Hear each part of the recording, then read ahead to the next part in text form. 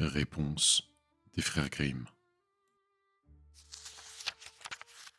Il était une fois un mari et son épouse qui souhaitaient depuis longtemps avoir un enfant. Un jour enfin, la femme caressa l'espoir que le bon Dieu exaucerait ses vœux. Ces gens avaient à l'arrière de leur maison une petite fenêtre depuis laquelle ils pouvaient apercevoir un splendide jardin où poussaient les plus belles fleurs et les meilleurs simples. Mais il était entouré d'un haut mur et personne ne s'y risquait car il appartenait à une puissante magicienne que tous craignaient. Un jour, la femme se tenait devant la fenêtre et regardait dans le jardin. Là, elle vit une plate-bande où poussaient de belles réponses qui paraissaient si fraîches et vertes qu'elle eut une grande envie d'en manger. L'envie grandissait chaque jour, et comme elle savait qu'elle ne pouvait pas en avoir, elle dépérissait, pâlissait et prenait un air de plus en plus misérable. Alors, le mari prit peur et demanda « Que te manque-t-il, ma chère épouse ?»« Hélas, répondit-elle, si je ne peux manger de ces réponses du jardin derrière notre maison, alors je mourrai. » L'homme, qui aimait sa femme, pensa « Hé, laisseras-tu ton épouse mourir ? Va lui chercher des réponses, quoi qu'il pût en coûter. » Lorsque le crépuscule fut arrivé, il escalada le mur du jardin de la magicienne, cueillit rapidement une pleine poignée de réponses et les rapporta à son épouse. Elle s'en fit aussitôt une salade et la mangea d'un coup avidement. Elles lui plurent tant que le jour suivant, elle en eut encore 3 fois plus envie. Pour la calmer, l'homme dut encore une fois escalader le mur du jardin. Il le fit à nouveau au crépuscule. Mais tandis qu'il grimpait au mur, il fut brusquement effrayé car il aperçut la magicienne qui se tenait devant lui.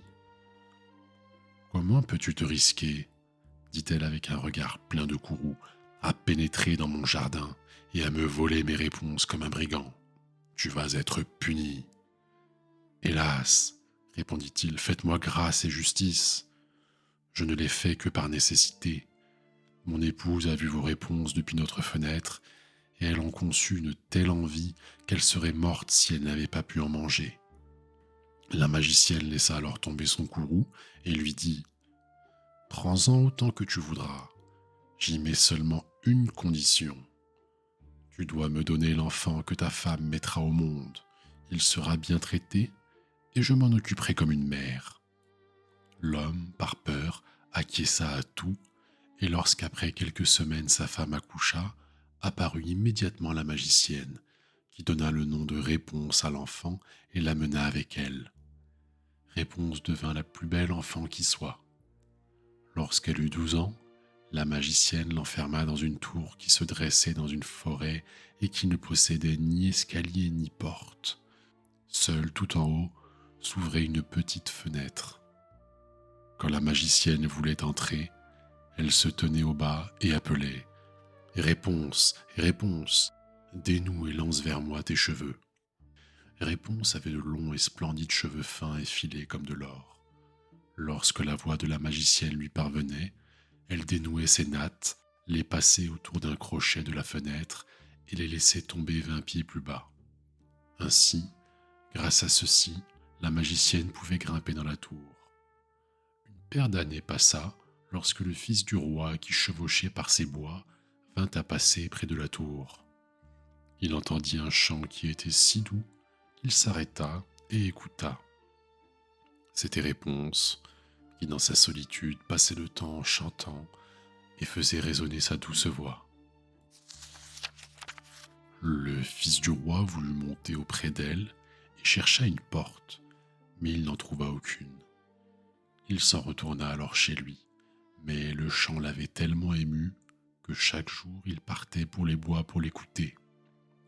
Une fois alors qu'il se tenait sous un arbre, il vit la magicienne venir et il l'entendit appeler « Réponse, réponse, dénoue et lance vers moi tes cheveux. » Alors Réponse laissait tomber ses tresses et la magicienne grimpait à elle. « Est-ce l'échelle par laquelle on y parvient ? Alors je veux aussi une fois tenter ma chance. » Et le jour suivant, tandis que le crépuscule pointait, s'en alla-t-il vers la tour et appela « Réponse, réponse, dénoue et lance vers moi tes cheveux. » Aussitôt, la chevelure chut et le prince escalada la tour. Au début, Réponse fut horriblement effrayée qu'un homme vînt jusqu'à elle alors qu'elle n'en avait jamais vu un de ses yeux.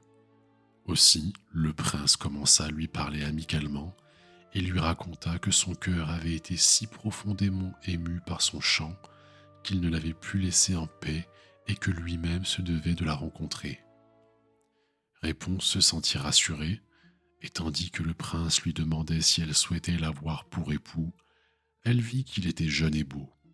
Elle pensa alors « Il préfère m'avoir plutôt que la vieille Gothelle » et lui dit oui et mit sa main dans la sienne. Elle prononça ces mots « Je veux bien venir avec toi, mais j'ignore comment descendre. Lorsque tu viendras, apporte un écheveau de soie dont je ferai une échelle, et lorsqu'elle sera prête, je descendrai pour que tu m'emportes sur ton cheval. » Ils convinrent qu'il viendrait à elle tous les soirs, car le jour venait la vieille. La magicienne ne remarqua rien, jusqu'à ce qu'un jour, Réponse lui parla. « Dites-moi, Madame Gothelle, comment se peut-il que vous soyez plus lourde à soulever que le jeune prince qui en un instant est auprès de moi ?»« Hélas, enfant impie !» s'exclama la magicienne. « Que dois-je écouter ?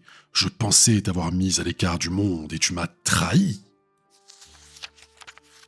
Dans sa colère, elle attrapa la chevelure de Réponse, lui envoya une paire de claques de sa main gauche, attrapa de sa main droite une paire de ciseaux, et en un clin d'œil, les tresses furent étalées sur le sol. Elle fut tellement sans pitié que Réponse fut exilée dans une contrée désertique où elle dut vivre dans la privation et la peine. Le jour même où Réponse fut bannie, la magicienne accrocha les tresses à la fenêtre, et lorsque le prince arriva et appela « Réponse, Réponse, dénoue et lance vers moi tes cheveux », elle laissa choir les cheveux. Le prince monta, mais ne trouva pas sa chère Réponse, mais la magicienne qui lui jeta un regard méchant et empoisonné. « Ah ah !» ricana-t-elle. « Tu viens chercher ta bien-aimée, mais le bel oiseau n'est plus au nid et ne chante plus. Le chat l'a emporté. Il va de plus t'arracher les yeux. Réponse est perdue pour toi, tu ne la reverras plus jamais. » Le prince sentit la douleur l'envahir et de désespoir bondit par la fenêtre. Il survécut, mais les épines du bosquet dans lequel il tomba lui crevèrent les yeux. Il erra aveugle dans la forêt, ne mangea que racines et baies, et il ne fut plus que pleurs et peine de la perte de sa chair promise. Il se traîna ainsi quelques années misérablement et atteignit finalement la contrée déserte où Réponse survivait péniblement avec les jumeaux qu'elle avait mis au monde, un garçon et une fille. Il entendit une voix qui lui sembla familière. Il s'approcha et Réponse le reconnut. Elle se pendit à son cou et se mit à pleurer. 2 de ses larmes tombèrent dans ses yeux, et il recouvra ainsi la vue qu'il avait perdue. Il l'amena dans son royaume, où il fut accueilli avec joie. Ils y vécurent longtemps, heureux et sereins.